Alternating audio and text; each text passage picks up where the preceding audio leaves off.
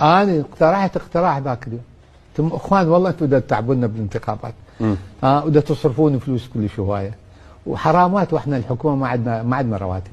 هاي فلوسكم بدها تصرفوها، ليش ما تجمعوها بصندوق تعطوها للحكومه ونجيب لكم 325 اسم تقاسموها بيناتكم، وكل من يعين جماعته، كل من حصه يعينها، وفضوا لنا يا اخوان، لانه هي لعبه. احنا نظام برلماني، النظام البرلماني يقوم على الاحزاب. انت الامريكا بعظمتها والعظمه لله عندها حزبين، مو صحيح؟ والعراق لان اعظم من امريكا طبعا 300، هي 270 بس انا اتوقع راح يصير 300 حزب 300 حزب للعراق. يعني مثل العيش المخبل ترس حاليا هيك اريد احكيها بالبغدادي. شلون انت تقدر تغير بهيك عقليه؟ هذول ال 300 حزب جايين دايرين يخدمون المواطن، افكار يعني مختلفه، لا مجموعه صراعات على المكاسب والمغانم.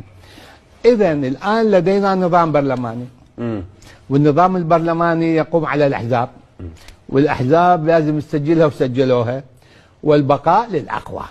دكتور يعني انا اقول البقاء الان ادوات للتغيير، بس سمحت، البقاء الان مو كان البقاء للاقوى، انا اقول البقاء للافسد.